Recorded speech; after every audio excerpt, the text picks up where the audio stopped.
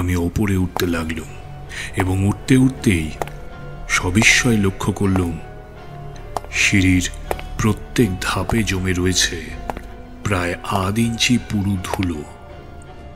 সেই ধুলোর উপরে নেই একটি মাত্র পদচিহ্ন, যেন বহুকালের মধ্যে এই সিঁড়ির উপর দিয়ে কোনো মানুষই ওঠানামা করেনি। আর একটা ব্যাপার আমি অনুভব করলাম, আমার চারিদিক থেকে যেন কোনো মৃত বা জীবন্ত অদৃশ্য বিভীষিকার ধারণাতীত উপস্থিতি, যেন আমার প্রত্যেক পদক্ষেপ লক্ষ্য করছে তার জাগ্রত চক্ষুহীন দৃষ্টি। থেকে থেকে আমার গা এমন শিউরে শিউরে উঠতে লাগলো যে আমি আবার থমকে দাঁড়িয়ে পড়ে ভাবতে লাগলুম, অতঃপর এই অস্বাভাবিক বাড়ি ত্যাগ করে আবার বাইরে বেরিয়ে যাওয়া উচিত হবে কিনা। আবার কে যেন ব্যঙ্গের স্বরেই বলল, ডাক্তার, কত মরার হাড় নেড়ে চেড়ে রাতের পর রাত কাটিয়েছ, কত পচা গলা মরার দেহ কেটে কেটে ডাক্তারি পাশ করেছ, তবু তুমি ভয় পাচ্ছ কেন? মনের ভাব লুকোবার জন্য জোর করে সিধে হয়ে দাঁড়িয়ে বললাম, আমি আমি ভয় পাইনি। কিন্তু তুমি কাঁপছ। ঠান্ডায় হাওয়ায় আমার শীত করছে।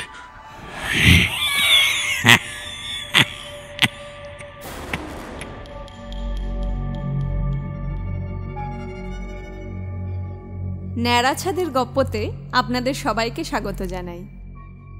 আজ আপনাদের জন্য হেমেন্দ্র কুমার রায়ের লেখা টেলিফোন, গল্প পাঠে সব্যসাচী চৌধুরী, গল্পের সূত্রধার সহেলি, অশরীরীর কণ্ঠে শুভারুণ বসু।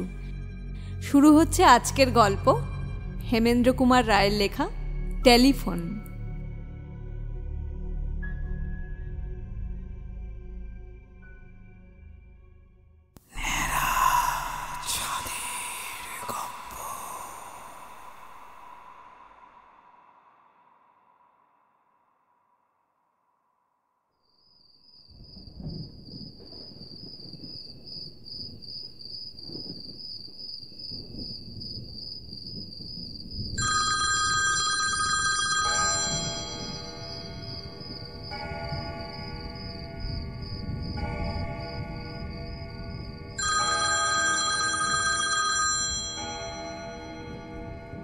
ঝট করে ভেঙে গেল আমার ঘুম। টেলিফোনের ঘন্টা না। সঙ্গে সঙ্গে শুনলাম যে ঘরের দেওয়াল ঘড়িটা চিৎকার করছে। একে একে গুনলুম রাত 12টা। তন্দ্রাকাতর চোখ না খুলেই গুনলাম। আরো দুটো শব্দ এলো কানে, গড় গড় করে বজ্রের গর্জন এবং ঝুপঝুপ করে বৃষ্টির পতন।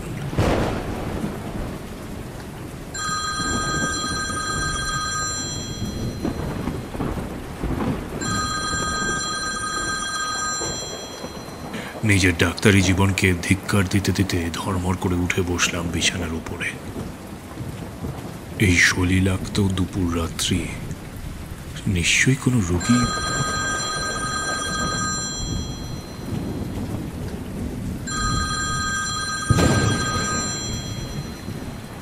বিছানা ছেড়ে নেমে রিসিভারটা তুলে নিয়ে সাড়া দিল।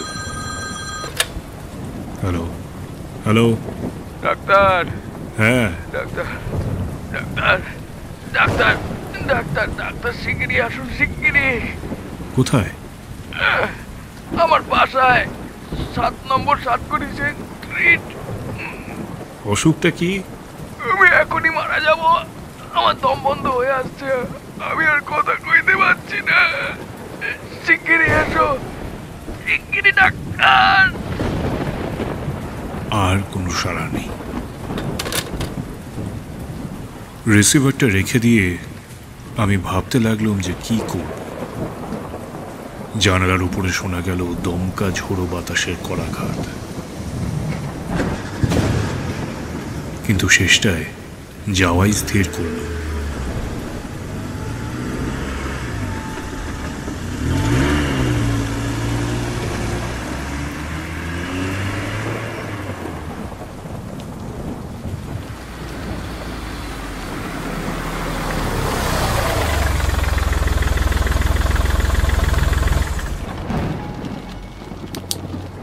গাড়ির ভেতর থেকেই টর্চের আলো ফেলে আবিষ্কার করলাম সাতকড়ি সেন স্ট্রিটের 7 নম্বর বাড়িকে।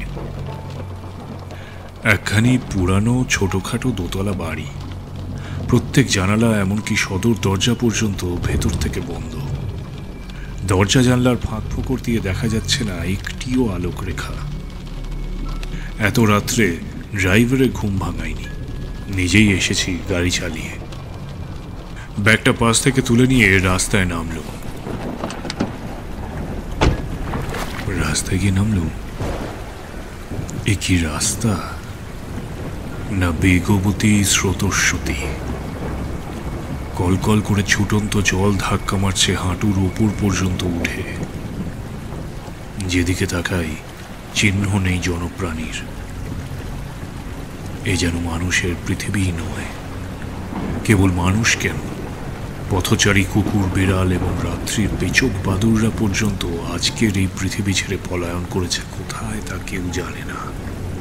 কেবল দীপ্ত নেত্র গ্যাস পোস্টগুলো পায়ের তলায় নিজেদের অভাবিত প্রতিবিম্ব দেখে দাঁড়িয়ে রয়েছে স্তম্ভিতের মতন। কি কনকনে ভিজে বাতাস, ঝমঝম করে বৃষ্টি, নাকি নৈশ প্রতিনিধির পায়ের মলের শব্দ। শীতে কাঁপতে কাঁপতে 7 নম্বর বাড়ির কাছে গিয়ে সদর দরজার কড়া নাড়তে লাগলাম সজোরে।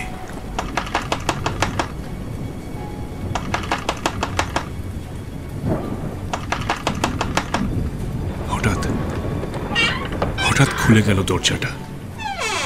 বাড়ির ভেতরটাও অন্ধকার।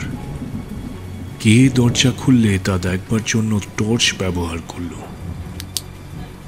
কিন্তু কারোকেই আবিষ্কার করতে পারলাম না।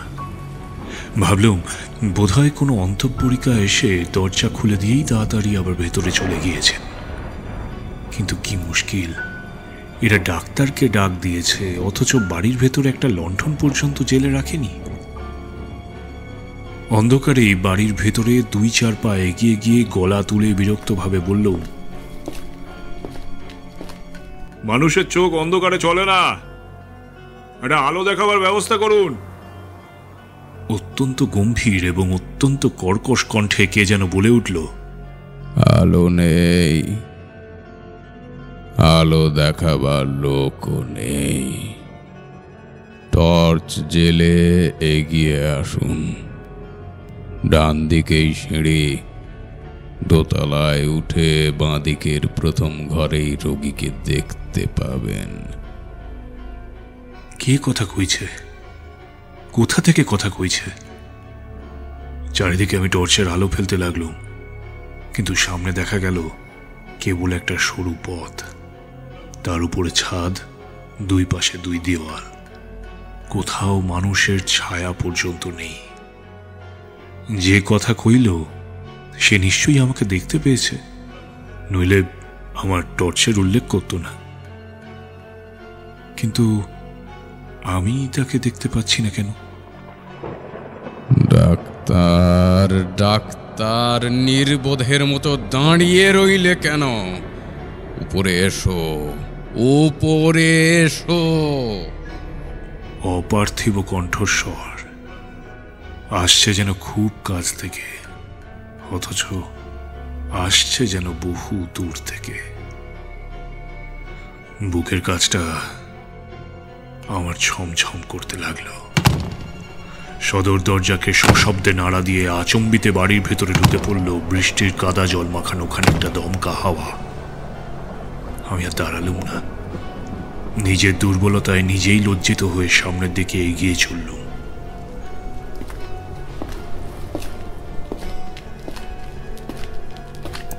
ডান দিকে সিঁড়ি বেয়ে আমি ওপরে উঠতে লাগলুম এবং উঠতে উঠতেই সবিস্ময়ে লক্ষ্য করলুম সিঁড়ির প্রত্যেক ধাপে জমে রয়েছে প্রায় 1/2 ইঞ্চি পুরু ধুলো। সেই ধুলোর উপরে নেই একটি মাত্র পদচিহ্ন, যেন বহুকালের মধ্যে এই সিঁড়ির উপর দিয়ে কোনো মানুষই ওঠানামা করেনি। আর একটা ব্যাপার আমি অনুভব করলাম, আমার চারিদিক থেকে যেন কোনো মৃত বা জীবন্ত অদৃশ্য বিভীষিকার ধারণাতীত উপস্থিতি, যেন আমার প্রত্যেক পদক্ষেপ লক্ষ্য করছে তার জাগ্রত চক্ষুহীন দৃষ্টি। থেকে থেকে আমার গা এমন শিউরে শিউরে উঠতে লাগলো যে আমি আবার থমকে দাঁড়িয়ে পড়ে ভাবতে লাগলুম, অতঃপর এই অস্বাভাবিক বাড়ি ত্যাগ করে আবার বাইরে বেরিয়ে যাওয়া উচিত হবে কিনা। আবার কে যেন ব্যঙ্গের স্বরেই বলল, ডাক্তার, কত মরার হাড় নেড়ে চেড়ে রাতের পর রাত কাটিয়েছ, কত পচা গলা মরার দেহ কেটে কেটে ডাক্তারি পাশ করেছ, তবু তুমি ভয় পাচ্ছ কেন? মনের ভাব লুকোবার জন্য জোর করে সিধে হয়ে দাঁড়িয়ে বললাম, আমি আমি ভয় পাইনি। কিন্তু তুমি কাঁপছ। ঠান্ডায় হাওয়ায় আমার শীত করছে।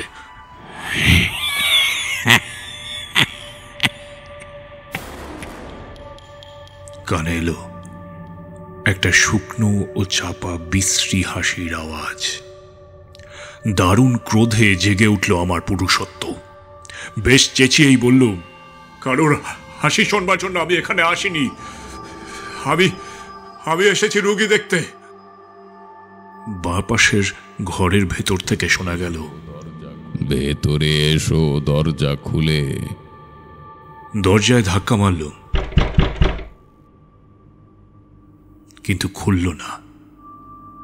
দেখতে পাচ্ছ না দরজার বাইরে থেকে শিকল তোলা আছে? তাই বটে। শিকল নামিয়ে ঠেলা মেরে দরজা খুলতেই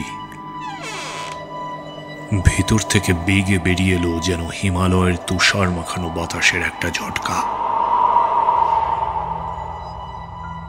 ঠকঠক করে কাঁপতে কাঁপতে আমি আবার পিছিয়ে এলুম।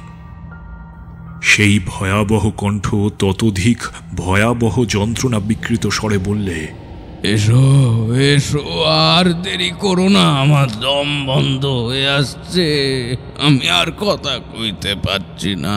Doctor, doctor. নিজেকে সামলে নিয়ে ঘরের ভেতরে গিয়ে দাঁড়ালুম। ঘুটঘুট করছে অন্ধকার, নাকে লাগলো গলিত শবের দুর্গন্ধ। সেটা আমলে না এনে টর্চ জ্বালবার উপক্রম করতে গিয়ে যেন বলে উঠল, আলো জ্বেলো না ডাক্তার, আলো জ্বেলো না। কেন? আতঙ্কে আতঙ্কে আতকে উঠবে, মূর্ছিত হয়ে পড়ে যাবে। এখানে কি কোনো পাগল লুকিয়ে লুকিয়ে আমার সঙ্গে কথা কইছে, নাকি কেউ আমার সঙ্গে প্র্যাকটিক্যাল জোক করতে চায়? অধীর কণ্ঠে আমি বললুম, কি আশ্চর্য, আলো না জানলে আমি রোগীকে পরীক্ষা করব কেমন করে? তবে জ্বালো আলো। জ্বাললুম। ময়লা চাদরে মোড়া বিছানার উপরে নিশ্চেষ্টভাবে পড়ে রয়েছে একটা সুদীর্ঘ দেহ। দেখলে বোঝা যায় যে সেটা অনেক দিনের পুরাতন মৃতদেহ, অথচ পচে বা গলে যায়নি। কিন্তু কি ভীষণ তার মুখমণ্ডল! ভুরু দুটো উঠে গিয়েছে কপালের অনেকটা উপরে, এবং দুই কোটরের মধ্যে চক্ষু যে কতটা নিচে তলিয়ে গিয়েছে তা দেখতেই পাওয়া যায় না। এমনভাবেই সে মুখ্য বেদান করে আছে যে দেখলেই বুকটা ছ্যাঁত করে ওঠে। এবং সবচেয়ে ভয়ানক দৃশ্য হচ্ছে তার মুখগহ্বরের ভিতর থেকে কিলবিল করতে করতে বেরিয়ে আসছে সার বেঁধে পোকার পর পোকা। স্তম্ভিত নেত্রে আড়ষ্ট হয়ে দাঁড়িয়ে রইলাম আমি। হে ভগবান, এই কি আমার রোগী? ডাক্তার, ডাক্তার, এই যন্ত্রণা সইতে পারছি না, শিগগিরই এসো। দেখতে পাচ্ছ না আমাকে আক্রমণ করছে তলে তলে নরকের কীট। এই পোকাগুলোকে তাড়িয়ে দাও, এই পোকাগুলোকে তাড়িয়ে দাও।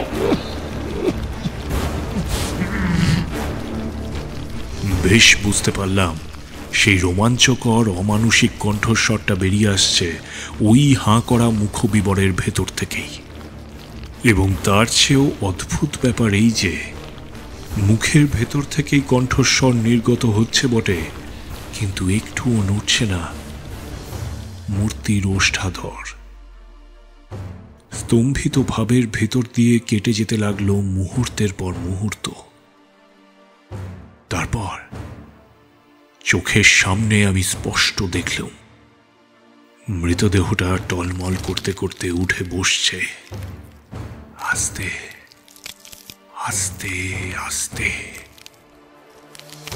কিন্তু তার উঠে বসবার ভঙ্গি দেখলে মনে হয় সে যেন নিজে উঠে বসছে না, কেউ যেন তাকে ধরে ধরে তুলে বসিয়ে দেওয়ার চেষ্টা করছে।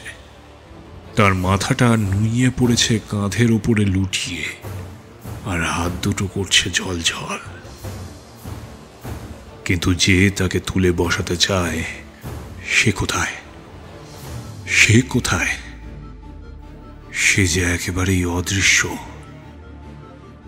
আচম্বিতে এই মৃতদেহটার কাঁধের উপরে লটকে পড়া মুন্ডুটা ধীরে ধীরে সিধে হয়ে উঠল এবং ধীরে ধীরে আমার দিকে তাকিয়ে তার দৃষ্টিহীন চক্ষু কোটরের অনেক তলা থেকে চকচক করতে লাগলো দুটো রাঙা আগুনের ফিনকি। হঠাৎ যেন একটা বিদ্যুৎ প্রবাহে কেটে গেল আমার সমস্ত আচ্ছন্ন ভাব। এক লাফে আমি ঘরের ভেতর থেকে বেরিয়ে ক্রমে উঠি কি পড়িয়ে এমনই ভাবে সশব্দে নেমে এলাম নিচের দিকে, এবং সঙ্গে সঙ্গে পিছনে পিছনে ছুটে এলো সেই অলৌকিক কণ্ঠস্বর,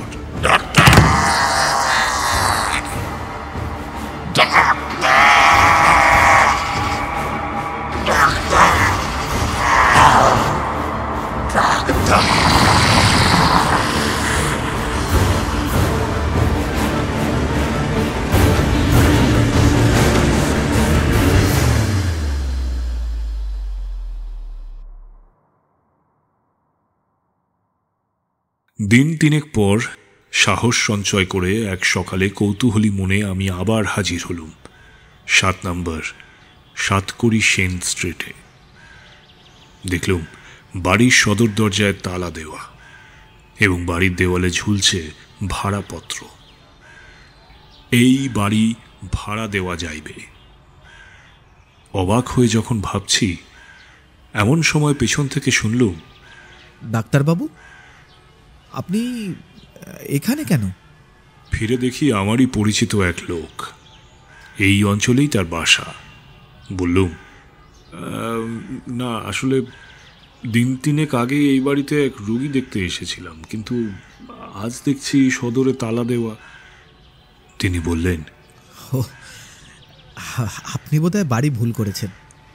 এ বাড়ি আজ থেকে 1 বছর ধরে খালিই পড়ে আছে। আসলে বাড়িখানার ভারী বদনাম, কেউ নিতে চায় না। আসল কথা আমি চেপে গিয়ে জিজ্ঞাসা করলুম, ও তা এই বাড়ির শেষ ভাড়াটে কে? ভুবনেশ্বর বাবু। তিনি এখন কোথায়? তিনি মারা গেছেন। সে কি, এই বাড়িতেই তিনি মারা যান? হ্যাঁ, হৃদযন্ত্রে ক্রিয়া বন্ধ হওয়ায় হঠাৎই তিনি মারা পড়েন। তার আত্মীয় স্বজন কেউ তেমন ছিল না, পাড়ার লোকেরাই উদ্যোগী হয়ে সৎকারের ব্যবস্থা করে। আমি এখনো ভাবি, পরলোকেও কি টেলিফোন যন্ত্রের ব্যবস্থা আছে? কারণ ভুবনেশ্বর বাবু তারপরেও বার কয়েক আমার সঙ্গে সংযোগ স্থাপন করেছিলেন। প্রতি শনিবারেই রাত 12টায় ফোনের ঘণ্টা বেজে ওঠে।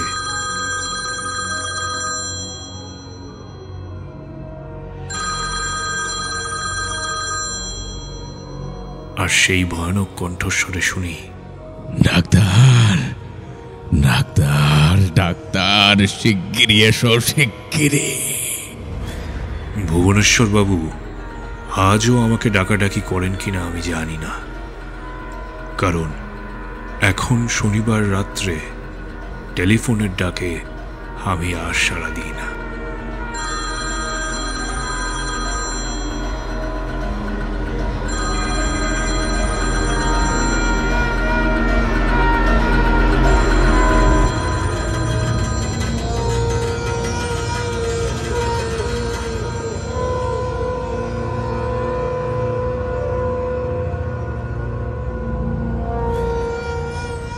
এতক্ষণ আপনারা শুনছিলেন হেমেন্দ্র কুমার রায়ের লেখা টেলিফোন। গল্প পাঠে সব্যসাচী চৌধুরী, গল্পের সূত্রধার সহেলি, অশরীরীর কণ্ঠে শুভারুণ বসু, প্রতিবেশী সৌম্য মুখার্জি, ধ্বনি পরিকল্পনা এবং মিশ্রণে তনুশ্রী সাহা এবং সৌম্য মুখার্জি। আগামী সপ্তাহে ঠিক এই সময় একটি নতুন স্বাদের গল্প নিয়ে হাজির থাকবে টিম ন্যাড়া ছাদের গপ্প।